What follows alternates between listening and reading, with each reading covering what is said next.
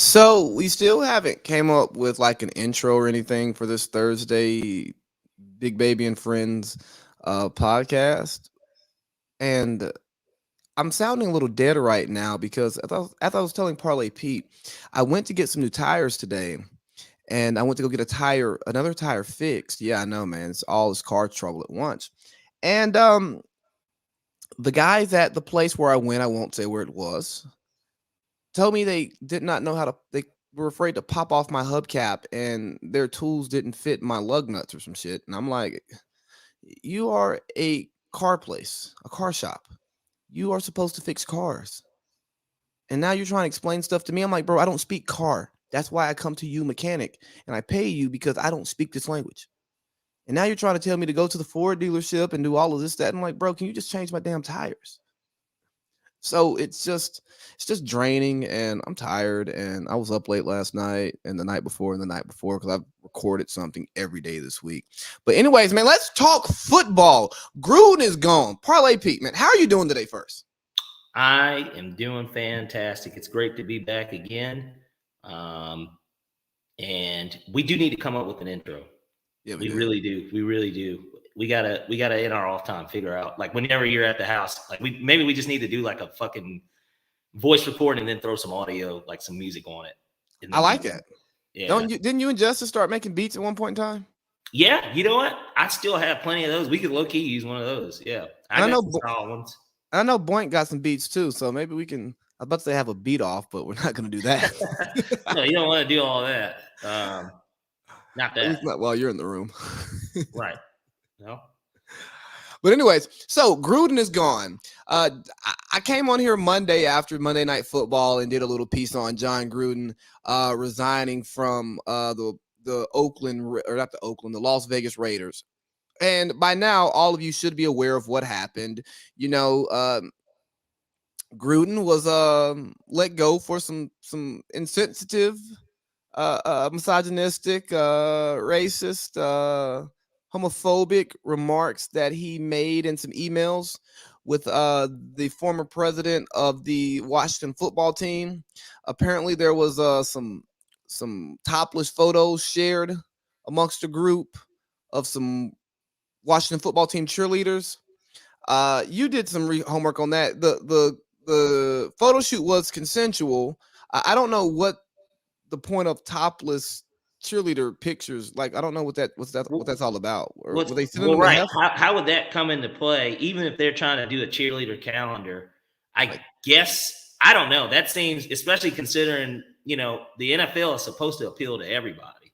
So I don't know how my 10-year-old son would, you know, or as a parent of a 10-year-old son, how I would react to, you know, the team putting the cheerleaders on their nude, even if, let's say that, like, they did a shoot where they're like covering their chest or whatever, like with their arm, like, that just sounds so, I wouldn't even, hell, is that even Hooters? You know, is that Hooters calendar material? That sounds like a hef. Yeah, like, you know, like some Playboy bunny type shit. Absolutely. Absolutely. But yeah, when I did I looked into it, the article was written in 2018. So I guess around the time Snyder was coming under fire for everything that was going on there, you know, when he did get sued by those ladies, yeah, the article was written by the New York Times, and they talked about it at length. I didn't buy it because you had to buy it, but Twitter gives a pretty solid summary of it. And basically, it was consensual because, I mean, they agreed to do it, but it sounds like they were made uncomfortable and, like, I don't know, like he kind of strong armed it. And I'm not saying that he threatened to, like, not have them as a cheerleader, but, you know, maybe after the season, if they decide to have tryouts, they could just point out and say, yeah, she's not making the team. You know what I mean? Like, that's kind of how I took it. But Gruden, man, I've seen people crash and burn pretty quickly. Because it happens all the time with cancel culture and just, you know, nobody is going to be putting up with this stuff anymore. It's just, it's an interesting way of how Gruden goes down, because he goes down over something that really they weren't even looking in to see that.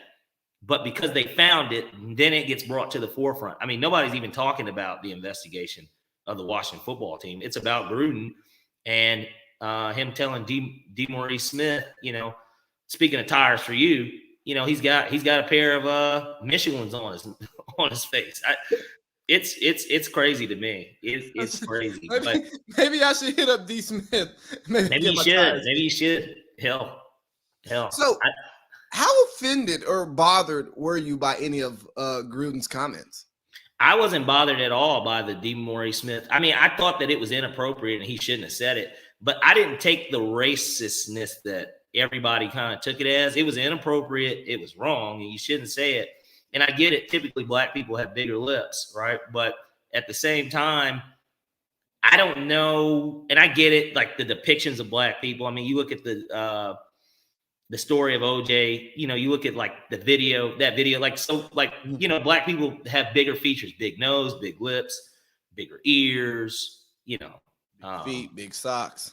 Right. In pornos, this is the stuff that's talked about. Basically, black people just have bigger features. And so I guess I could see how it would be considered racist, but I wasn't offended personally by it. And I know he wasn't talking about me, but I wasn't offended really by that. I think that where he really stepped in it was calling Roger Goodell an F. Yeah. And that's kind of, where that line got drawn. You're dissing basically. Can you imagine if you worked at Amazon and you were a regional manager and there's an email out there of you calling Jeff Bezos that? You would never work for Amazon again. And so, well, do you think it was a hit job by the league? Like once they saw it, because there's probably some more disgusting stuff in there, which is why they're not going to release the emails like the Players Association is asking them to do. That might have been what they agreed on. That hey, you resign and we won't make this look any worse than it already is. And then Gruden, they see the Gruden piece and it's like, hey, let's like Goodell was like, oh, you want to talk to me like that? All right, hey, leak the Gruden emails, get the Times ready, let them know. So we can so we get rid of Gruden, because you made a good point in how the conversation is not really being had about the Washington football team and their toxic culture. And oh yeah, this football team tried to pay women off to be silent about some of the treatment that's going on. That's not taking the headlines. What's taking the headlines is John Gruden for being a white man in his 50s or 60s. Talking like a white man. Did you expect a rich white man in his 50s or 60s to speak? Well, and especially for them to, even if he's somebody that's in the public light, especially for him to speak that way in 2011, that was 10 years ago. You know what I mean? So the Me Too movement hadn't been birthed yet. None of this stuff, cancel culture didn't fully exist. I tell you what, it didn't have a title. That's right. For sure. And it wasn't Twitter wasn't. No, that was your senior year of high school.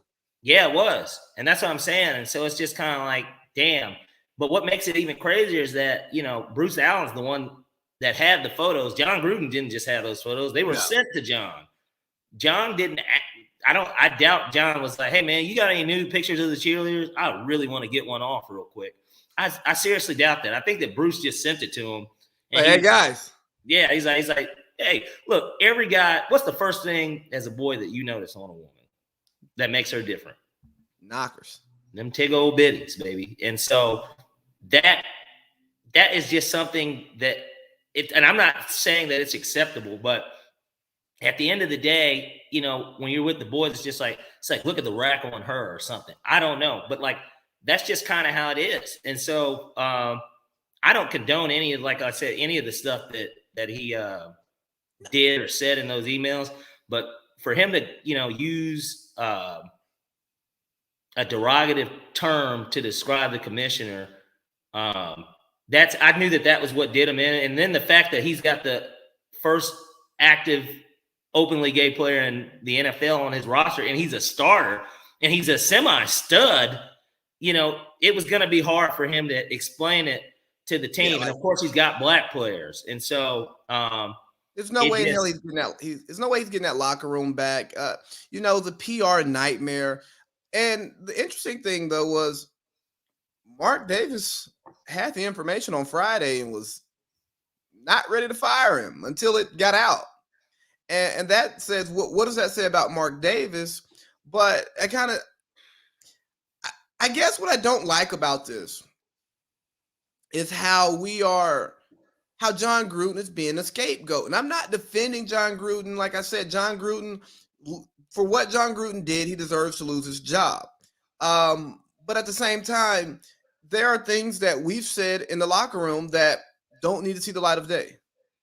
Absolutely. And some of those things that we say amongst friends aren't even reflective of how we feel about the individuals that we're talking about. Like, there are words that we may have used to describe a woman before, but that doesn't mean that we hate women or that we think less than women, because the conversation we were having before we got on here was about some of the stuff that we love about women and the shit that makes us tick. Like, come on, man. And vice versa. I'm sure that women have group chats where they talk about, men the same way in different ways and use terms that they probably shouldn't use. And so it's just going to be one of those things that I don't think Gruden returns to coaching. I don't think he'll ever coach in the NFL again. God, no. And of course, he'll never be a broadcaster for one of the 3-letter networks, or 4-letter in his case, because that's where he was at. But which is under the 3-letter networks umbrella. But he'll never coach. I mean, he'll never do that again. His best bet is to probably try and do what we're doing and have a podcast. Right. And college is way more forgiving. I don't know if he would ever do that because he's never done it. He could go to Knoxville. I think that he could definitely get a college job. That would be his only, path to coaching, to me, again, potentially. But then, he's got to recruit. Then there's, parents, deal with that. Then some people are like, I'll never let my son play for a racist, which that's what he's getting labeled as. I think that he's getting a raw deal overall. We're supposed to be, it's something that he's going to learn from. And he didn't strike me as a racist person, sexist, or homophobe or anything like that. And so he'll learn from it. He knows he fucked up, and he just, if there's anything, if anyone is thankful for this, it's Herb. Herb has got to be happier than anyone that this happened, because now Herb doesn't have to be, an adulterer anymore. We're talking about all this bad stuff. Now it's as if Herb looks like he's 2-3 headed to London. That's what he looks like. Did you hear? Have you heard any Herb stuff this week? Because there was some interesting Herb stuff that came out.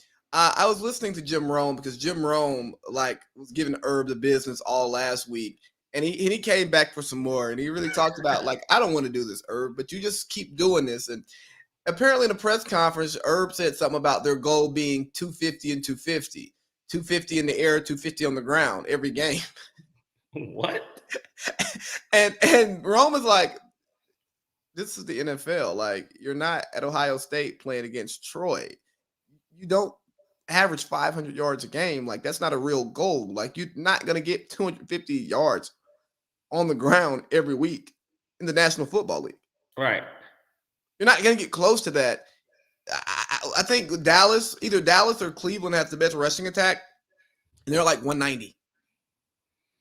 Herb just doesn't know when to quit, man. And if he really, I know he did, if you're telling me that that's what Jim Rome said. So I heard the audio. Just lay low, man. You're headed to London. Like, you know what I mean? Like, get out of Dodge. Like, you're already getting out of the country. You get to deal with some blokes over there. Man, look, just enjoy that English muffin, baby. Like, that's all you got to do. Enjoy that English muffin and be prepared to play the Dolphins. That's it. Hopefully the co-eds over there don't take pictures and put them on social media, Well, who knows? They might catch him on Abbey Road or something. Look. Hey, so one last thing about Gruden before we get off of this topic, because there's been people saying that, he wouldn't say this if the group of people he was around wasn't comfortable hearing it, or he wouldn't be a part of these messages.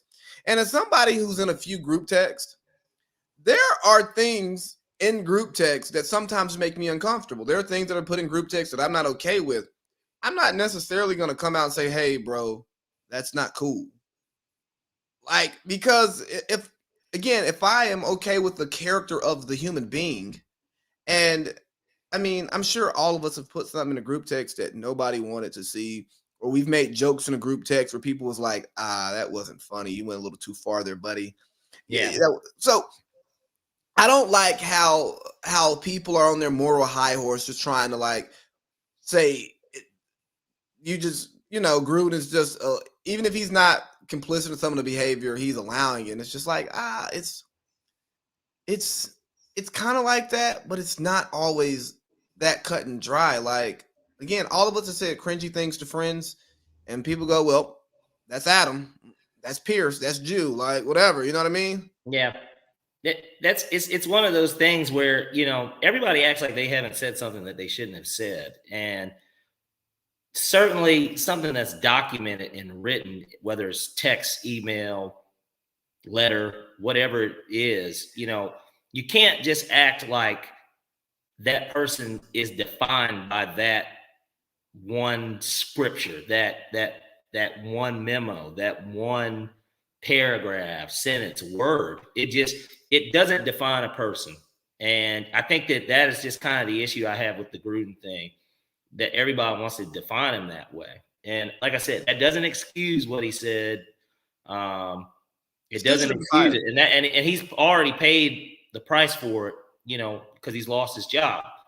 And so, and now, we want to act like he's not going to exist anymore. Tampa Bay's taking him out of the Ring of Honor as if he didn't win that Super Bowl or something as the coach. Well, apparently though, he had some derogatory comments about the owner.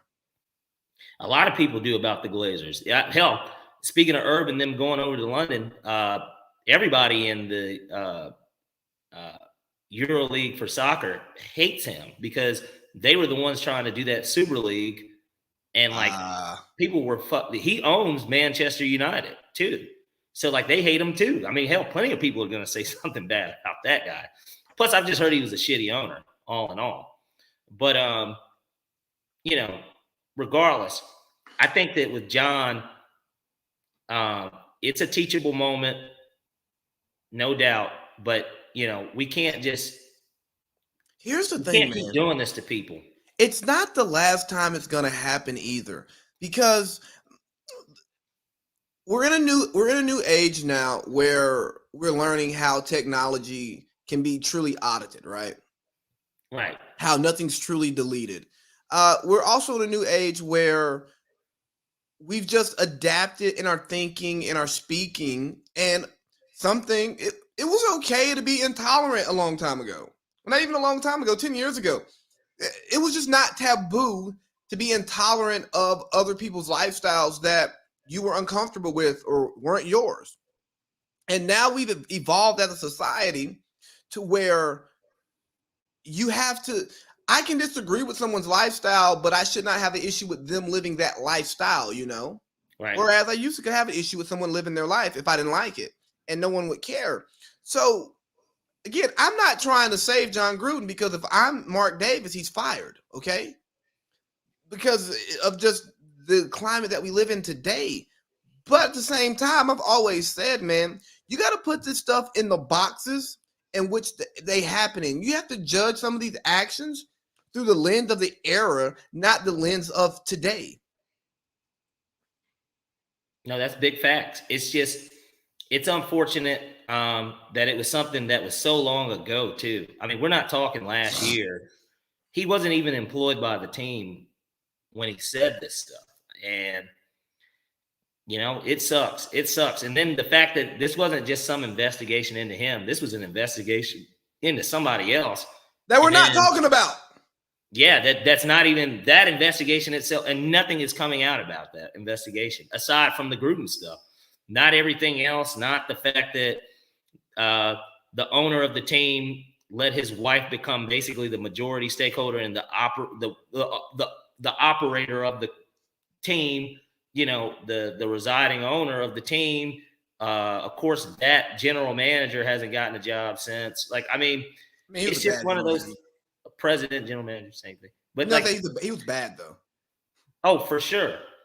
For sure. I'm trying to think. He was hell, he hired Jay Gruden, and now you see how far these ties kind of go too. Yeah. Good old boy Clearly. network. And I know that he worked with the Raiders. That was like kind of where Bruce Allen got his start, and he was a GM with somebody else before Washington too. I just forgot who it was. So I did hear one. I heard a couple of interesting perspectives. Right.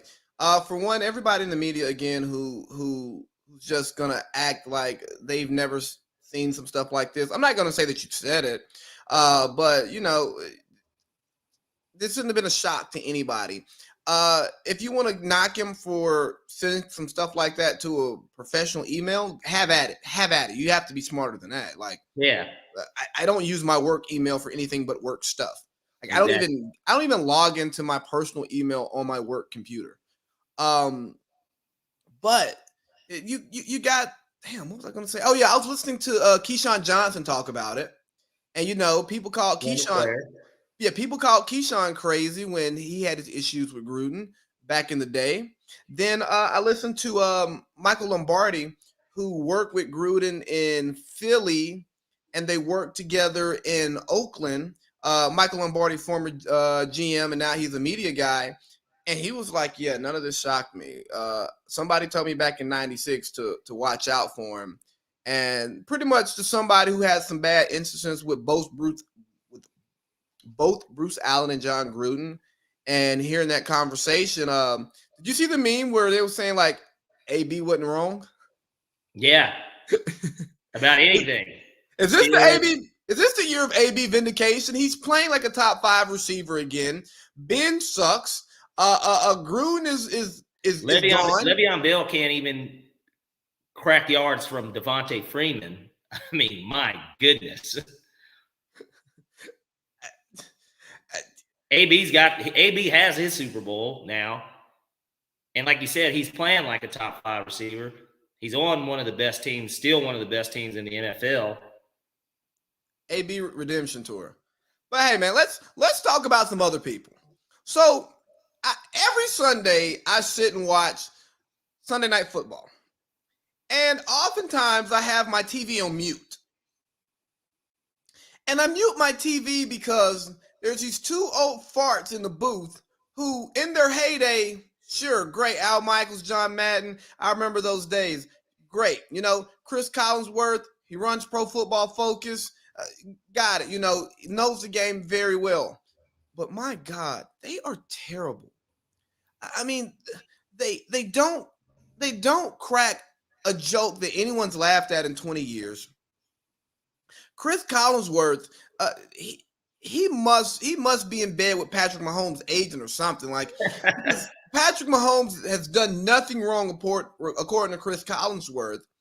And now Al Michaels has started this Josh Allen MVP thing. Like, Josh Allen looked like the MVP, Chris? Yeah, Allen, he looked like the MVP. Like, no, he's not. Like, look at his numbers. Yes, they're 3 or 4-1, but Josh Allen's not having an MVP season. His team looks damn good. They look damn good, and he's the leader. And like, you know this, and I'm gonna get back to the Chris and Al, but you and I both know quarterback gets too much credit and then all the blame. It's one way or another. So, but you know, I don't hate Chris and Al like that. I think that it is getting a little old. I mean, we know that Al is going to be, if I'm not mistaken, in this Al's last season. I think so, and I hope so. Because Tirico is going to take over, so it'll be good to get some new blood. Plus, I just miss hearing Tirico. I thought he was him and Gruden, to get back on Gruden, they were great. I liked them on Monday night. I thought that they were good because Gruden brings that personality, and Tirico is just a terrific play-by-play, and he executes that call, you know, the play, the touchdown, whatever it is. Fires in the end zone. Incomplete. Like, you know, he brings it. He brings it. So it'll be great to see Tirico get in there. And maybe, I guess, Collinsworth will probably stay. I will say I'll take Collinsworth over Dungy. I'm not a big Dungy guy either. Yeah. Dungy's just bland. It's, you know, it's kind of like watching vanilla ice cream melt, you know? Tony Dungy will always have a job around the league because he is first black coach to win a Super Yeah, Bowl. first black coach to win a Super Bowl. He's such a nice, forgiving guy, and he's some of those good old boys. Oh, he's my black friend. Oh yeah, Tony. I got Tony Dungy's stamp of approval. Like hell, Dungy was defending Gruden at first on Sunday night. Right, and that's the guy that took his job. Yeah, I would be like to hell with him. Yeah, it's kind of crazy actually when you think about it. But like you said, he's so highly revered to the point at where, obviously he was a big part of the Michael Vick redemption, because a lot of people, hell, there's still people out there that don't think that Vick should be on Fox, because he harmed a dog. Fuck the people that get harmed. He harmed the goddamn dog. Well, it's like Dave Chappelle. He wasn't, and matter of fact, he wasn't even the one doing it. He just knew about it, and it was taking place at his house, and he was funding it, but he wasn't even the one doing it. And if we're being honest, really the only reason he went down because he was running a multi-million-dollar gambling thing out of his backyard, and the IRS wasn't touching that money. Right. Well, right. If they were getting a piece of it, I'm sure that it would have got swept a little bit under the rug. I mean, certainly there would have been something, but probably wouldn't have been as severe. He would have done almost 2 years in the feds. Yeah. I mean, even if it's wild. But Cris and Al, they're not my favorite duo for sure. I think we spoke about this. I think we both love Troy and Joe. Love them. I think that they are the best team. I love it when the Super Bowl is on Fox. Fox does it best. Unfortunately, our Super Bowl was on Fox, so let's just I always remember those calls on Edelman catching and Brady coming back, all that stuff. But I digress. But regardless, love them. I think we spoke a little bit about Romo and Nance. I just feel like CBS is just so bland. It's just the picture quality is just terrible. It's like you're watching a game in 1974. Yeah, like even when I was a kid watching on the block TV, I used to hate watching the CBS game. I go, the game on Channel 5 is much more clear. Yeah. And the biggest example, because I typically, obviously, as a Falcons fan, our games are on Fox. So I get to see, very rarely do we play games, especially when they're home games, on CBS. It's happened a few times, but, we'd have to be playing like a prime AFC team for it to be on CBS. And so it's just one of those things. And I like Romo. Romo's great, right? He's great, but it's a tough watch for me. Nance he's just so classic. It's just, and he's not a bad play-by-play guy. It's just, it's new era, man. Like that picture, man. It's the I prefer that. It just is, I don't know. Fox just does it right. Hey, have you listened to any games with Gus Johnson and Aqib Talib? No. Aqib is great. He obviously is not as polished as many would prefer, but part of that is what makes him great. And he's up there speaking, he's up there talking like me and you would talk to each other a little bit, but he's really breaking the game down from a corner's perspective. And, the older and older I get, I like to hear the different position groups in the booth. I want to hear how you're going to break stuff down, your predictions. Like when Aqib starts nerding out on coverage and stuff, you go, nobody else is breaking down the defensive backfield like this. Especially sorry in a passing league. Right. Sorry, Moose Johnston. You were a fullback for Emmitt Smith. I don't doubt how well you know the game. But come on, man, you played fullback. I like Greg Olsen. I like Olsen. I like Mark Schlereth. Yeah, and Schlereth, obviously being an O lineman, but then also being a TV guy. He wasn't a game caller, but he was a TV guy with ESPN. He's transitioned really nicely himself. And he does a daily radio show too in Denver. So I like Schlereth.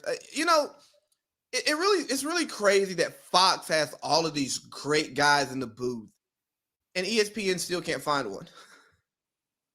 Yeah, and ESPN, I mean, come on, man. They've ruined themselves as a network to watch for sports outside of Sports Center. And I like SVP, obviously. Yeah, who doesn't?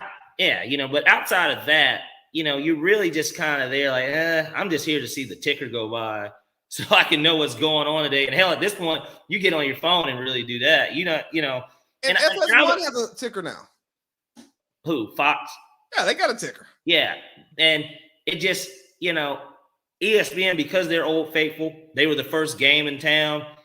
They're going to always have that allure. Plus, they still do have some good shows. I don't get to watch them as much just because I'm working, but I've always was a fan of PTI. I saw that they just had their 20th anniversary. Mm-hmm. I liked Around the Horn growing up. What I mean? Like, these were shows that I like watching. What about the Will Cain show? Were you a fan of that one while they were running it? You mean that conservative Fox News-esque ESPN radio show that they televised? I didn't have a problem with Will Cain. He was okay. He wasn't terrible to me. But he was just super racially insensitive on certain topics, and he was very bold in his insensitivity. And that was one of the few times that I could really consume Stephen A. If Will Cain just said some stupid privileged white boy stuff, and then that's what Stephen A. just gets on there like, why do I even have to talk to Will Cain? Yeah, I honestly felt like when Stephen A. talked to Will Cain, he was not acting. Yeah, well, and you got to think, like in many workplaces, people don't like their colleagues. You know what I mean? And of course, in a world of sports, everything can be debated because it's really it's factually based on opinion. You know what I mean? It is because you can look at stats and tell somebody this is fact because this did happen, but it's an opinion of how you want to manipulate it. Kind of like when we were just talking last night about LeBron and Kobe. We could both spit facts until we're blue in the fucking face, but at the end of the day, it's going to come down to a preference and an opinion. And so I could just see how a guy like Cain and Stephen A. would be getting into it like that. But either way, yeah, ESPN can't get it right. And who knows, maybe the Peyton the Manning podcast will grow into something. I just feel like Peyton's got to choose who he really wants to do it with. I think Peyton's too rich and interested in other stuff to be to do the ESPN thing because ESPN underpays and Peyton doesn't want to travel and they're just not going to be okay with saying, hey, we're going to have a non-traditional call on the game. I just think ESPN needs to just drop off the bag to somebody because Levy, Greasy, and Riddick, they're not it, bro. I hate a 3-man booth anyways. Yeah. It was bad. It was bad when they had Kornheiser with Tirico and I guess it was Gruden too. No, who was Kornheiser with? I don't remember. But he was awful. He was. God, you want to talk about a snooze fest? I don't want to hear his voice calling a game ever again. Like I said, I like PTI, but that's because him and Wilbon fit so perfectly together. Right. But and they're vets in it. Those are probably the most tenured sports writers that have a TV show. Period. I mean, I don't know if Dan Patrick and them were ever sports writers, but that show is a sports writer show. Right. While we're on here, and I know this is gonna dig into basketball a little bit. Does ESPN have anybody? Let's just think about the people on ESPN's roster that get to call games. Just go basketball, football, because I don't watch enough baseball. Do you count? Are you going to count Breen? Because obviously Breen's great. Oh, yeah. Breen's great. Jeff is not bad. I think that because Mark is who he has to team with, it waters him down a little bit. Well, you could have a really nice boat. The boat can look amazing, but if you just put too much shit in the boat, it's just going to eventually sink. And that's what Mark Jackson is. He's just too much shit in that boat. If the boat was Breen and Van Gundy, we're cruising. But you know what? The issue with that is that they're both Well, and I know that they'll do the 3-man cast, and then sometimes it'll be just Mark and Jeff. But Jeff's typically the one doing your play-by-play. And I know that they wouldn't want 2 play-by-play guys. Right. Because then Jeff's got to be the color. Because Breen's the play-by-play guy. I mean, he is the voice of basketball. Like TNT. He is. TNT needs to drop that bag off, because they should. Man, can you imagine that? You get to hear Ernie, Shaq, Charles, and I got Breen on the call. Yeah, that would. I mean, he could probably elevate Reggie Miller. You hate Reggie? I don't hate Reggie. I hate Chris Webber. I can tolerate Reggie. Chris Webber is such an interesting guy. And shout out to him for what he's doing at Morehouse. That I honestly love that. I support the guy, but I am not a fan of the the color commentator. Yeah, no, for sure. And I'm trying to think, who's that other guy on TNT? There's another guy. There is a star on TNT. Kevin Harlan just left, retired. Thank God. It's somebody that does, like, if Harlan was calling, let's say, the 7:30 game, this guy would call a 10:30 game, and it's not Reggie and Chris. I forget this dude's name. Black guy. He's really good though. I like him. His name's not coming to me, but it's not Grant Hill, is it? It's somebody else. He wasn't. I don't think he was a player. Maybe he was. I don't think he was a player. It's just a black dude. I just forgot his name. All right, we'll figure it out at some point. But long story short, I can always find a way to trash ESPN on a podcast. Oh, Espen? Huh? Espen? Oh, I know that. I know who you're talking about. He's like this unknown person, but he's good. Yeah. Yeah. I like him. He seems like good young talent to me. Oh, you know the one person who I think's on ESPN's roster that I like? Who? Richard Jefferson.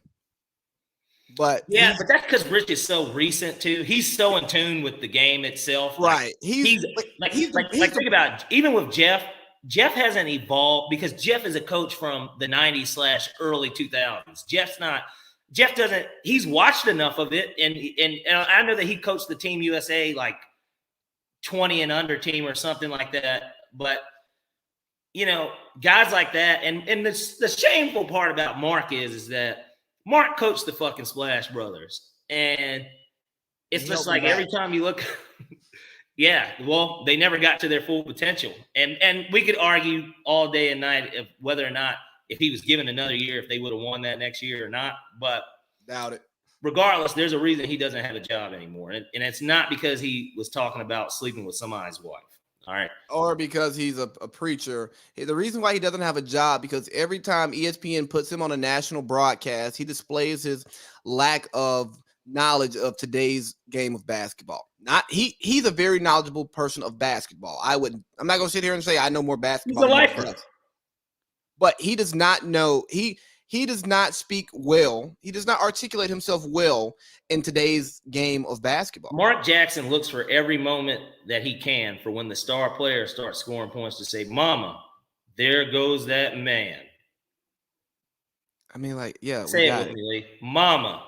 There goes. They'll show the slow motion. They'll be playing the ESPN. Dun, dun, dun, dun, dun, dun, dun, and then it's like, "Mama, there goes that man." He lives to say that shit. So. I mean, and it's just terrible, man. And I just hate the narrative around him that he deserves another coaching job, because again, maybe if he goes away for 3 years and doesn't do TV, he might get a phone call, because we won't forget how just uninformed he sounds. But wrong podcast. Let's talk about this, Kyrie or Cap. So Kyrie has stolen headlines this week because it appears that he's going to be a martyr for the anti-vaxxers.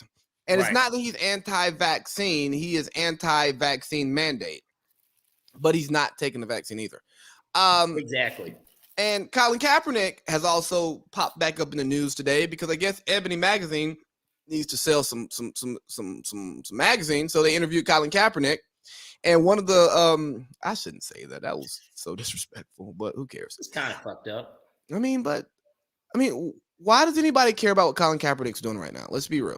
You know that if you talk Colin Kaepernick, you pull him out of nowhere, you're gonna get headlines, because he's gonna have a football quote in there then all the shows are going to pull it and they're going to run it on a next week on a slow day. So, well, and it's kind of one of those things too where, when Chappelle said, they were when 9/11 happened and TRL or somebody was like, "Yo, y'all, we got Ja Rule on the phone. Let's hear what Ja's got to say about this." And it's just like he's like, what? Who the fuck wants to hear about Ja Rule in a time like this? It's kind of the same thing with Cap. It's just like he had his thing. He's not in the league. He moved the workout from Flowery Branch, and it's like everybody wanted to take that shit seriously. And it's just like he's not even trying anymore at this point. He's still on Madden, ranked higher than Kirk Cousins. Like, just some weird, outlandish shit. So, of course, Ebony's going to be like, yeah, Cap. So what do you think about all this vaccination stuff? Because now he's a fucking sports political commentator. You know what I mean? He has a second life after this, being a martyr. So with that, Cap talked about how he works out every day, 5 6 days a week, waiting on that phone call. Hey, buddy, you can cut your phone off. It's not ringing. I promise you. If Cam's not getting a call, Cap's not getting a call. Oh, for sure. But here's the thing about that. Cap, he really stood on what he believed in, and he's out of the league. I mean, I'm not gonna say he stood like 10 toes down on it, because he did try to do like, I may not kneel if you let me come back, whatever. But nonetheless, he was a voice for the voiceless, like Kyrie is trying to be. He had a cause and he became a martyr, and he's put his money behind it. But the interesting thing about it is, Dez had some comments about Cap, like, hey, where you at, bro? What you doing? Well, he's doing the work if you look for it, but we're not talking about it. It's not getting a lot of publicity, and not that it has to get publicity, but it's not getting as much publicity because he's not playing football. Right. And too often people want to say that it's bigger than the game. You shouldn't have to choose. I mean, yeah, you shouldn't have to choose. And yes, what you're doing is bigger than the game. But too many people forget that you can raise more awareness when you're on the main stage than you can once you're off. Even if you're famous, you become a has-been at some point if you're not doing things to put yourself in the national eye. That everybody hears about, right? What helped Randy Moss get into the Hall of Fame on the first go-round versus like a T.O.? Randy Moss took the ESPN job, so we see him every day, and we get to like forget the stuff that we didn't like about Randy because we see him on TV crying about John Gruden and shit. You know what I mean? Yeah. He keeps himself in a place where we care. Shaq, he's the reason why relevancy. Right, Shaq still gets commercials and is still so marketable because he's on TV. He's on TV every week now too. I said he's selling beef brisket burgers now with like brisket, fucking ground chuck and ground beef. It's crazy. Yeah, that guy, man, he just gets everything. I'm telling you. And he's a share. Bro, you got Chuck, Tom Brady, Russell Wilson, and now Trevor Lawrence on a Subway campaign. Chuck hasn't eaten. The last Subway Chuck seen was in New York, bro. Let's be real. But I'm saying all that to say, I support Kyrie standing for something he believes in and taking the arrows that come with it. Now, I'm not saying I support what he's standing on. I support I respect and support him being who he says he is. But is this a whole lot of Cap, or is he going to turn into Cap? Kyrie has always been the guy that has spoken his mind. So it's not like this is something new, I guess, from that. I just think that his timing and, the way he's going about it, I don't think that there should be any questions about this. If he's going to get it, he needs to say, I'm going to get it when I feel like, when I'm not against it, that I'm going to get it as soon as I feel like it. And if you're not going to get it, just say you're not going to get it. So now everybody knows, you're making this thing theater at this point. It's a drama. And like I said, I'm not against Cap. I mean, I'm not against Kyrie and kind of, not wanting to get it. I don't think anyone really faults him for it. But you got to kind of pick one side or the other. And, Cap did do that at least. We can say that about Cap. Cap did, he vehemently chose a side. You know what I mean? There wasn't any teeter in between like, Rumors coming out about him and just the media speculation. I know that Kyrie kind of addressed it, on his Instagram Live or whatever. Did you listen to it? I didn't listen to it in full, but I'm saying the fact that he at least came out and said something. He said something, but I don't know if he said it. If he said anything. Well, exactly. You're not at practice. The Nets have already spoken, so it's pretty simple, man. Are you gonna get the shot or not? And hey, if you want to stand in solitude with the people who are now unemployed because they don't want the vaccine, then hey, you join them in unemployment. But here's what I think, and I'm not telling Kyrie what to do, but I bet that you would empower those people more if you subsidize their salaries. And you know how you could better subsidize their salaries? By playing ball. Because if you ain't playing ball, you're losing half your salary. And if you lose if you're not playing ball, don't think you're gonna get a Kyrie 6 out here or a Kyrie 7 if you ain't on the court playing. Right. You're not MJ, you're not Kobe, you're not a Nike legacy act. Speaking of which, Vanessa, I would love for you and Nike to figure it out because we love the Kobe's. I would say definitely the second best Nike shoe behind Jordan, obviously. Absolutely. Can never go against Jordan. But yeah. It would be great if Kyrie came up with something that would benefit what it is that he's saying that he stands for. And I know that he needs to at least or even tell him, look, I get it. If you guys don't want me to do this, then trade me. Even though I don't know who would trade for him. There are teams that would trade for him. But knowing that this is kind of his stand, I don't think that the people want the drama around that. Well, and that's the thing. You'd have to be one of those fledgling markets, and we're not going to get into Kyrie trades. That's for the basketball podcast. That's true. But here's, I forgot what I was going to say. Oh, yeah. Here's the thing, though. If Kyrie decides to be a martyr like Colin Kaepernick, good on him. But all I'm going to say is, once you're no longer in the big leagues, you're not always going to be on that big stage anymore. And you may not have the same influence that you thought you would have when you walk away from the game. But you say you're not going to retire. You say you're not going to get the vax. You do what works for you, man. I'm not trying to tell you how to live your life because at the end of the day. It could be one of those things just like the NFL last year. There were guys that, said, I'm opting out. Maybe this is his opt-out to where the hope is that, like I said, the mandate's lifted by next year in New York, and herd immunity happens. Everybody wins, I guess, in a way. He doesn't have to get vaccinated. He can resume his career, and things are better in the United States to where now getting vaccinated isn't necessarily, a requirement. All right, man. Let's talk some games a little bit. I'm gonna kind of keep the games talk short. I forgot to tell you this. I tell you, it's terrible planning, but we're gonna keep this podcast super light. We're going to talk about some stories and stuff. We're going to tell some jokes, because I really enjoyed the way we did the herb thing. That was super fun. And then, we're going to obviously give a feedback on a couple games and then get into the gambling of it. But we're not here to break down the X's and O's like Bucky Brooks and Daniel Jeremiah. Oh, Bucky? I like Bucky. He's all right. I like Bucky and DJ. I like Nate Burleson. Do you? I do. I need to give him my ear more. I really miss Chris Carter on First Things First, though. I mean, he was amazing, and he kept Nick Wright in check. Now there's nobody to keep Nick Wright in check, and he just goes crazy calling people doofuses and stuff. At this point, I don't know why they just don't get Nick and Colin to just do a show, to be totally honest with you. Colin doesn't want to work with anybody. I mean, they're great together.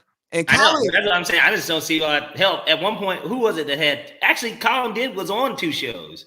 Well, yeah, when they first kicked off the network, he was doing all the extra shit because he was the big name.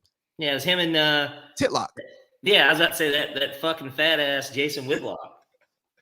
By far my least favorite. I used to hate him on ESPN too. Bro, I have a weird relationship with Titlock because I don't agree with hardly anything he says, but he knows how to make you feel what he's saying and make you react to him. he just isn't. I mean, he's just fat, and I mean, nothing wrong with being fat, but like, he's not good enough, and he's fat. You're just not gonna be the face of a network. Right. I mean, that's just America, bro. That's Titlock. Yeah, fucking Titlock. That should have caught on. But anyways, week 5 recap. So, like I told you before, I was at work, so I missed the Falcons game. I missed pretty much the entire 1 o'clock block. I caught the tail end of the Packers debacle. I was obviously tuned in to the afternoon games and then the night game and Lamar's comeback on Monday night, man. What about Lamar, man? He's having a quiet MVP season, but they're not going to give him credit for it. I don't even think it's quiet. I mean, they would be 5-0 if, which I guess he deserves partial blame for it, but they would be 5-0. You know, they beat the Raiders in that overtime game to start the season. You know, like considering that he's on running back 9, his receiving core already isn't really great to begin with. Hasn't played yet. You know, the defense is down their top corner, well, second best corner. Because Humphreys is the best corner, but you're still without one of your guys, a Pro Bowler in Peters, interception machine. You know, you got to give him credit, and I know that they've had a couple of close calls. You know, obviously that Detroit game was ugly. It took a record-breaking field goal to win it, but yeah, I think I sent you guys that graphic coming into this week. And let me repeat this. Lamar Jackson, is 3rd in the NFL in total yards amongst teams. There are 2 teams in the NFL with more yards than Lamar Jackson. Lamar Jackson has more yards than 30 NFL teams. That is insane. That's you playing on rookie mode on Madden through the first 5 games of the season. That shit that ain't normal. That's like different. When people say, "Oh, he different," no, that's different. That shit is different. He's not top 10 in rushing and passing. Yeah, and it throws almost as many touchdowns as he did incompletions on over 40 attempts. It's insane. In a comeback fashion, too. Where they know you're passing almost every play. Where you have to almost pass every play. And, like, the way he manipulated the pocket was, like, beautiful. Like it was, I tell you what, and we spoke about this on one of the first shows when, you posted the Michael Vick thing. And I said that Lamar is a more refined version of the Atlanta Vic, but not like a passing version of the Eagles Vic. Mm-hmm. Now we're combining both. We're getting the best of Vic's arm and the best of Vic's legs all in one, and that's what makes it so beautiful with Lamar. It reminds me of Michael Vick, but like better. Like, you know what I mean? Like to be frank about it, better, a much better Michael Vick, a Michael Vick that you thought you were getting with the number 1 overall pick when he got drafted. The player that you always wanted Vic to be. That's what Lamar looks like to me.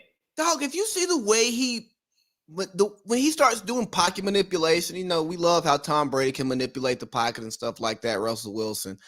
But the way Lamar does it, because he creates so many overreactions with any sudden movement, it's just a work of art. And if he can start to consistently do that, we're going to see, it's just going to be some quarterback play that we've just never seen before. Just the fact that he thinks about pulling it down, like the overreaction to the threat of that. Because you saw him doing those weird little pump fakey thingies and how the defense just was like. They didn't know what to do. Right. And then he's hitting Andrews all over the place, you know, giving me all these pointless fantasy points, by the way. Still lost. Oh, yeah, it didn't mean shit to you this week. I lost by 40. Which is crazy. But but get a big game. Normally, if you get a big game out of your tight end, you should win. Man, he hasn't had a game all season. But I had Claypool and the kid from New Orleans on the bench. So yeah, Keenan Allen gave me 2 fucking points. And we go through that same thing. And this will all tie together with the Week 5 recap. Keenan Allen, they score 47 points. You get 2 points, right? Brown scored 42 points. This guy, Odell Beckham's got 2 points. It's just like, what the fuck is going on in Cleveland? You know what I mean? Like, I don't get it. You guys pay him like $18 million a year. What? He's back. Why aren't you throwing him the ball? The run game should be setting up the play action pass. That's where Odell thrived with the Giants. It was when Eli just threw it up. Well, Baker's not going to throw it up because speaking of that game, you see what he did on their like last drive with the ball, like or their last two drives. It's 3rd and 10. They run the ball. Okay, we don't trust Baker to make a play to keep the game going. And then on the last drive, hey dog, you got to score. You can't check down, and throw a Hail Mary. That's not winning football, Baker Mayfield. Should I say Faker Mayfield? Well, let me tell you, this week, Baker and we'll get into it once we get to the picks, but this week, it's a put up or shut up week for them. You know, they are either going to come through and show us that they're contenders for real, or they're not, because you get the team with the best record in the NFL and you're at home. Oh, and they're going to be down Chandler Jones. We're going to see, man. Is Justin Herbert now the best quarterback in the league? Because that's what I keep hearing. Like, no, don't. I know you're not feeding into it. You're just doing, your job here. You're asking the question. Absolutely not. I've never understood the taboo of crowning people so early in careers, seasons, whatever it is. They look fantastic. But let me tell you, Justin might be the driver, but guess who's the gas in the car? It's Eckler. It's Eckler. He has been, to me, their most valuable player by far. He does everything well. He's a shifty running back. He's a combination of two former Charger running backs in one. He doesn't now, not as great, obviously, but he's smaller like your Sproles. He can catch out the backfield like Sproles. But man, he's hitting that hole like LT too. And it's impressive. He looks great. I mean, talk about a fantasy sleeper. He should have been a top 5 pick. I listened to something that said go get Eckler in the first round, and I was like, I just can't trust it. I think he was a first round grade. It's just he was going to be like 10, 11, 12. Or either he wasn't there for me to pick. It was something like that. I don't remember. But anyways, to lean in on your crowning point, because what I think a lot of people are forgetting about the Chargers, they're just a few seasons removed from challenging the Chiefs for that division under Anthony Lynn. The last Derwin James healthy season, they were 12-14. Like they just had two back-to-back like 7 and 9 years. Like they were not terrible. That cupboard was not bare. That's one of the most talented rosters in the league. And now you have a highly skilled genius quarterback, because this man has picked up a brand new system like it was nothing. Like, hey, like this is not an anti-Justin Herbert thing, but I just think his roster is not getting the respect that it deserves. And I think we just get so short-sighted and like, hey, yeah, Anthony Lynn was terrible at clock management, and they lost a lot of points at the end of halves and the end of games because of Anthony Lynn's clock management, and they missed a lot of kicks. Yeah, so Badgley was missing a ton of kicks. They lost the New Orleans Saints game on Monday night, I'll remember. He missed against the Falcons, and then Matt threw a pick, unfortunately. But they should have lost that game too. So, that was like the only game last year. And it's so weird. The Chargers remind me just like the Falcons. Just like they're the Falcons. Dan Quinn did the same thing. He was terrible with clock management and just in game, just knowing what you need. Situational football. He was awful with it, because he probably should have just been focusing on the defense and drafting, and that really been his role. Oh, wait a minute. That's what he does for Dallas now, one of the best teams in the NFL this season. So, yeah, man, I just hate when people try to give the quarterback too much, just like with Patrick Mahomes. I get it. He's great.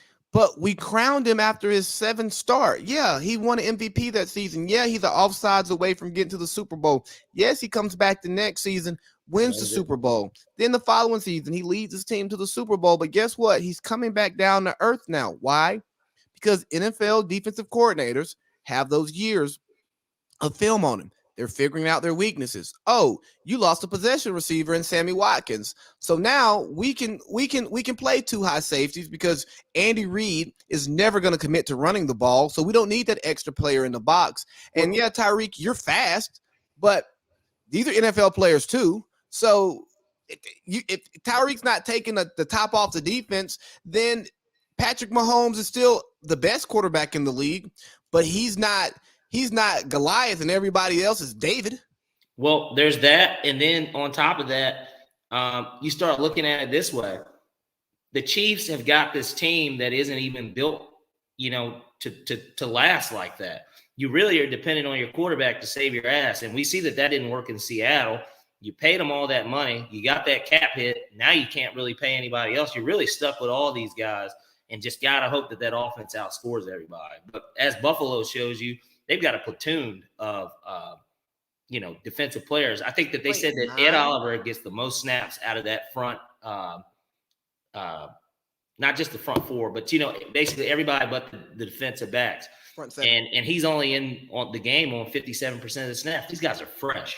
Bro, you know what I mean? And they've got a defensive coach to begin with that's already scheming up on you. And it's just one of those things where, Andy Reid's not even going to run the ball because who fears Clyde Edwards-Helaire anyways? You know what I mean? And Clemson did in the national championship game. They fear Joe Burrow throwing it on their ass a little bit more, though, considering I went to that quarterfinals game where he threw 7 touchdowns in the first half. It was the most unrealistic shit I'd ever seen in my life. Joe Burrow was, man, in terms of individual season, I don't know. I don't know if you can say there was a better one, honestly. And he still has that swagger in the NFL, and you can see it. And it's coming along for the Bengals. That's why they're winning games and pushing the Packers to the brink. The Bengals are good. If the Bengals beat Cleveland in Cincinnati, I won't be shocked. They already beat Pittsburgh, who was the lead dog last year. Yeah. So week 5 was great, man. How do we do gambling though? And I had to make a correction. We went 4-2. I thought the Browns had locked that game up when I typed in 5-1. And they ended up losing, which I couldn't believe because once they went up a touchdown with about 4 minutes, I was like, oh, they're going to win. And then I saw that the Chargers did score, but then they missed the extra point. So I was like, oh, well, they're definitely going to win now because if there's one team that can run the ball and get a first down and run some clock, because I know the Chargers didn't have timeouts like that. Yeah, but they blew that game. But they got Baker, and you know what? If you need to convert on third down, Baker's probably not going to do it. He's not that guy, pal. No, he's not. We saw what happened. He let us know in the Rose Bowl. Oh, yeah. Man, let me tell you, and not to get too far off topic and recapping that, but, that onside kick right there before the half and them getting it, and because that was I don't know what the fuck Lincoln Riley was thinking. Sets Georgia up with that short field, and they kicked that field goal. All the momentum went Georgia's way the rest of the game. Bro, I went to sleep on that game. I was like, I can't watch this. Right. I can't. And then I wake up, and I'm like, whoa. Anyways, yep. So we went 4-2, and I think you have a special announcement for the viewers. Just to kind of let them know why we do this and the benefit that they are receiving from receiving some of this free game every week. Yeah, I mean, and this goes without saying. I mean, I hit bets regularly. Like I hit bets pretty much every week. But when you start hitting the 100K plus mark, it's always special. And I've done it many times. This wasn't my first rodeo. I've been there before. It was a new career high for me. I'm not going to disclose the full dollar amount, but just know, of course, it was over 100K. And the thing is that, you can take my advice, but you need to do your own research too. Like, you know what I mean? The point is for you to have something that you can look at and kind of examine from what it is that you're picking and then compare it kind of to me and be like, well, okay, well, I agree with them here. Just take a few of the picks. Nobody's telling you to parlay all 6 picks or anything like that. And that's you don't have to do that. You can bet on them individually, or you can hear my reasoning behind it and, kind of take it and run with it. Or if you do trust me, ride with me. We had a 6-0 week. We've had some 5-1 weeks, and never listen to me on the Falcons because I'm going to be super duper biased about it. And I'll probably never bet money line against them ever. But regardless, outside of that, basically, we're going perfect every week, and we're going to keep fucking doing it, and we're going to do it again tonight. So, and I've told some people who I've talked to individually, I'm like, hey, look, take the 6 picks, do your little parlay, put like some cheap chicken on the parlay, right? Then you take the bets that you really like and you bet them individually, and you put that money where where you really think you're going to win. And then if there's like 3 that you love, 4 that you love, put a 3-teamer together, 4-teamer together, and I didn't even get into like starting to teasing and stuff like that, because you got to talk to people who are more experienced gamblers when you're going to talk about teasing and shit like that. But the point was, this is a guideline, and you can remix it the way you want to, and make money, because some of these bets, hey, you know what? $100 makes you 80. Well, and most people don't look at it that way either. And even for me, I try not to. I could give everybody 6 picks that I know are going to hit every week. I try not to go the easy route and just pick games. Like I could have easily told you, yeah, take New England and the Vikings last week. You wouldn't have won any money. I'm trying to give you some stuff that I can just see and just how I kind of feel about it from an analytical standpoint, but then just a student of the game. I mean, I've been a football fan my entire life. I tell people this all the time. Of course, I'm a huge Falcons fan. That's no secret to anyone that follows me or that knows me. But at the same time, what everybody's got to realize, I've been going to games since I was 2 weeks old. I bleed fucking red and black, but I also watch the league too. I've always been a huge fan. We've always had NFL Sunday ticket, everything. I've gone to games because I've had family members that aren't Falcons fans. I go to games that aren't Falcons games too. You know what I mean? I've been to several, mainly Cowboys games because my dad's a Dallas Cowboys fan and he's from Dallas. But it's just one of those things. Picking games is nothing new to me. Me and my family, and I used to spearhead it. Now imagine that. I've got a family of it's 7 of us total. My mom, my dad, and I've got 4 brothers. And I'm the second youngest. And I'm 12 years old going out to our printer, printing out the NFL schedule. And before the season starts, we're making division predictions, wild card predictions, Super Bowl, NFC Championship. And then every week we're doing picks to see who's getting the most games correct. There was 1 week when I was younger, when I was like 12. Matter of fact, I wasn't 12. I was a little bit younger than that. What year was? No, I was a little bit older. I specifically remember it was actually Bobby Petrino's last game as the Falcons head coach. I predicted every game correctly that week except one. And it was the Monday Night Football game between the Falcons and the Saints. And that's why I just gave everybody a disclaimer. Don't listen to me. If you like the Falcons, take them. But don't listen. That's why I try not to even put them in anymore. Don't listen to me. Like I picked the Falcons personally this week, and I won. I picked them to cover spread because the Jets suck. And at the end of the day, Matt Ryan's better than Zach Wilson. That if you think both teams suck, then you need to start going with who's the better quarterback. Look at the quarterback. Look at the coordinator. Look and see if there's like a huge like disparity between like offense and a defense or some shit like that. Is there one player you feel that can take over an entire game?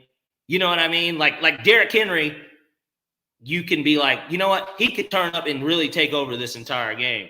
And it's hard to do that in the NFL in terms of one guy really just dominating everybody. Because with quarterback, the receiver still got to catch the ball. They still got to get the route.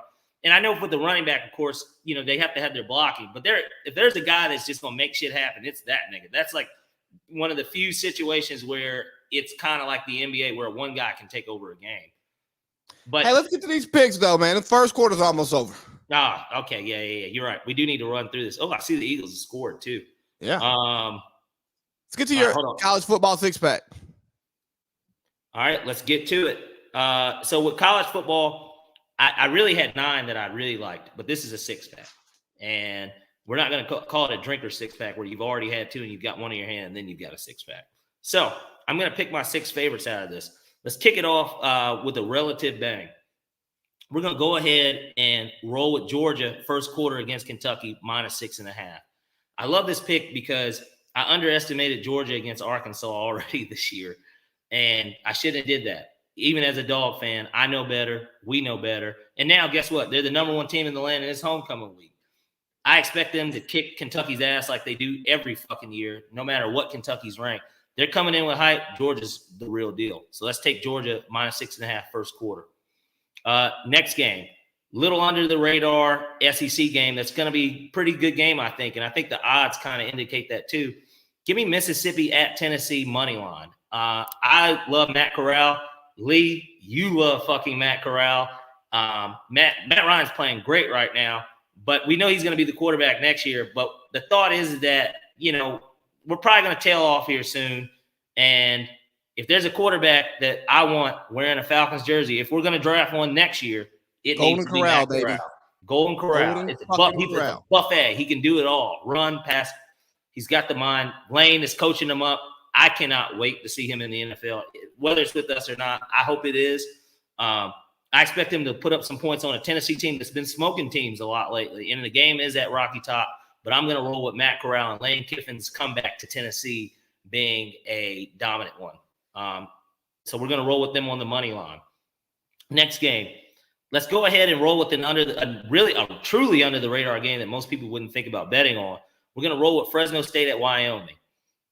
Wyoming, solid team. Obviously, most people, when they think of Wyoming, they think of Josh Allen and how underrated he was kind of coming out of there, because now he's essentially turning into a superstar before our eyes.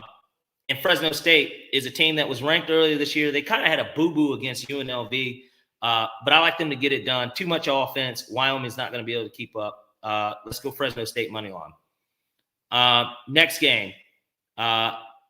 I love Texas against Oklahoma State. Oklahoma State's coming in ranked 12, undefeated.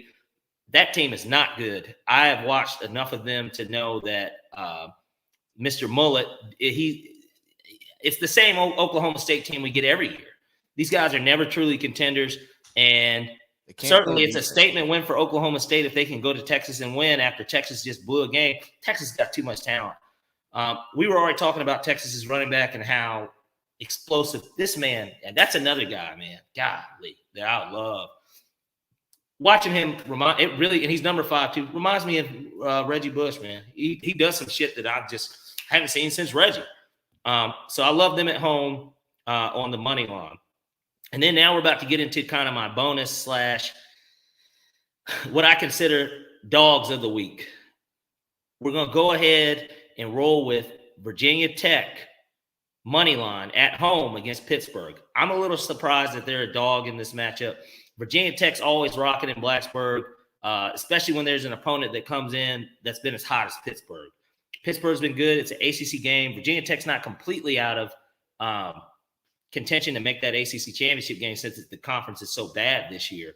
I really do like them against it. I know Pittsburgh's got a quarterback that can really sling it, and Pittsburgh's been scoring a ton of points. But at those odds, you got to give me Virginia Tech money line. I'm going to take the Hokies. And then for the final game, I was wrestling between taking this money line or spread. I'm going to go on the safer side just because I've already given you Virginia Tech money line. Let's take BYU plus 7.5 at Baylor. BYU comes in as a ranked team, losing last week to Boise State. Boise State, as everybody knows, is historically one of the better non-Power 5 teams. They got off to a little bit of a rough start. BYU has been a pretty good program for the past couple of years.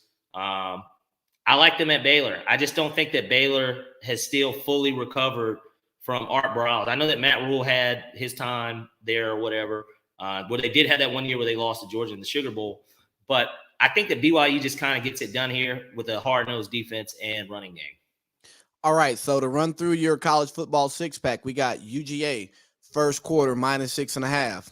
We've got Ole Miss on the money line. We've got Fresno State on the money line. We have Texas on the money line. We have Virginia Tech on the money line, and they're a home dog. And then we have BYU plus 7.5 at Baylor. Yes. All right, so let's get to our pro picks. Where we at? Oops. I did not have the ticker. 1 second.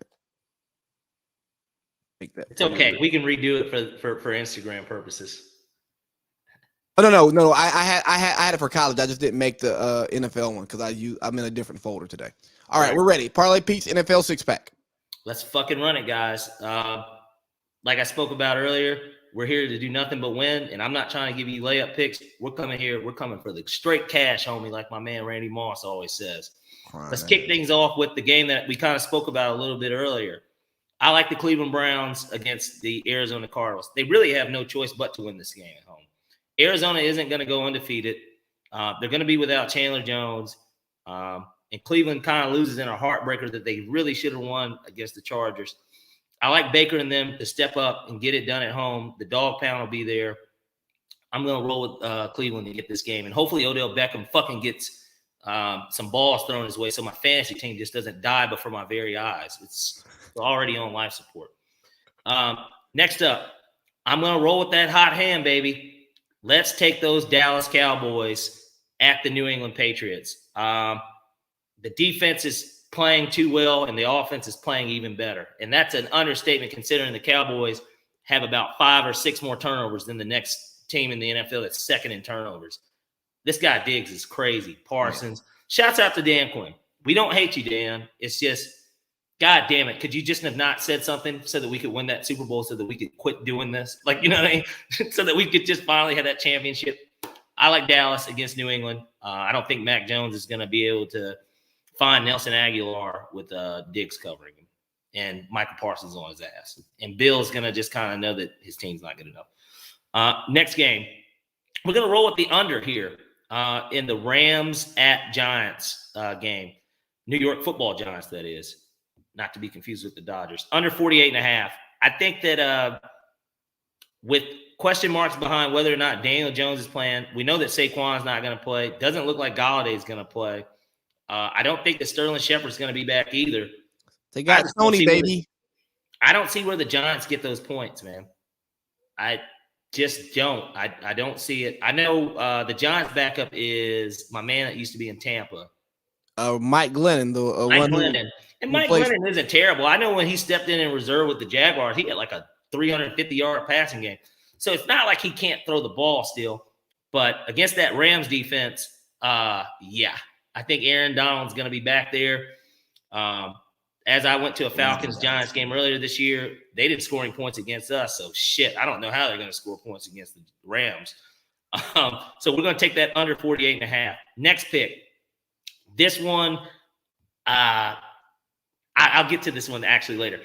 We're going to go with the Kansas City Chiefs minus 6.5 at the Washington football team. Come on, people. You knew this was coming. Anyone that watches football knew that this one was coming. Patrick Mahomes and them have to win this game. And Absolutely. To think that they're going to struggle to do it against a team that's been relatively easy to move the ball on, that's just really hard to believe. And so we're going to go ahead and take them minus 6.5. They'll cover that spread. They'll win by a touchdown. They might win by more. But like I said, we don't try and overdo it. We're going to take what they give us, and we're just going to run with it. So take those Chiefs minus 6.5. All right. And then, like I did with college, I've got 2 teams that I really feel great about as upsets. Now, just to be safe, I'm going to take both of them as on the spread as opposed to money line. And that's just because I do want everybody to win. And I do feel, matter of fact, fuck that. No, fuck that. We're going to go ahead and do it. We're going to take the Detroit Lions money line at home against the Cincinnati Bengals. I believe that after seeing Dan Campbell cry on that camera, that those men are going to come out and they're going to play for him. They're going to get that goddamn win. The Bengals have been playing well this year, but in reality, it's not like they're still not a great team. I don't see that as a playoff team this year. I think the Detroit finally gets that first win. They make coach turn those tears into tears of joy, and you know Detroit is going to be rocking. I expect them to get a win against the Bengals. And then finally, we're going to take this one into Monday night. I am going to take the points on this one. Give me the Tennessee Titans plus 7.5. I can't come to myself because of how bad that Titans defense is. I expect Julio to be back, obviously. Plus 7 or plus 7.5? Plus 7.5. Okay. I expect Julio to be back for the Titans, so that offense should be humming with Derrick Henry. We know the Bills just came off a tough game at Kansas City. Going to be hard for them to go against another team that was considered really, along with the Chiefs and the Bills, is essentially really that third team along with the Ravens that's going to be supposed to be contending for a title. I think that the Bills are going to have a tough time with Derrick Henry like everybody else does. And I think that having Julio back should be able to get them to get that cover, if not win outright. So we're going to roll with the Titans plus 7.5 there. All right. So our NFL six-pack is Browns money line, Dallas money line, Rams versus Giants under 48.5 points, Kansas City minus 6.5, and we think it's going to be a comfortable cover. Detroit money line and the Titans at plus 7.5. Pistol Pete now. Pistol Pete, if you like it, I love it, man. It's good talking to you. I've talked to you twice today on here. And 3 times this week. Yeah, I'll probably see you Saturday, depending on how this baseball game goes. That's another thing before we close out. I know this is a football podcast, but we were talking basketball too. Chop on. Chop the fuck on. Let's see why I got it on, baby. Finish the job. Let's finish the job, please. Because I'm telling you, we need a parade as adults, man. We do. We really do. And I don't count that Atlanta United shit. No offense to Atlanta United. I've been in the game. It's a great atmosphere. And the team was really good, but yeah, I mean, no, we don't count that. You know, I'm gonna say if these guys were still here, I would have counted that more than I counted that. And that's just the truth. So, and nobody gave a fuck about the Thrashers. I wish I did, because as an adult, I'd go to a game. I would definitely go to a hockey game. I went to minor league hockey and that shit was fun. Bro, I've only been to one hockey game my entire life. I went to LA Kings game when they were good. I hear it's crazy. Man, Staples Center, boy. And you thought that the Lakers were the only people that could make that place look that way, because the Clippers sure as fuck can. But like the Kings definitely did. Felt like I was at a Lakers game, but everybody was wearing black. And actually cheering, and it not be, you know, like just celebrities on the floor. Like that. Right. Yeah. So, hey, man, it's good talking to you. I'm about to get on here and watch this game so I can log a few notes and go to farmer karaoke tonight. You enjoy that with those sharecroppers. You let them know that the peanuts are still going to be boiled, and they don't have to sit up and wait on it. Okay.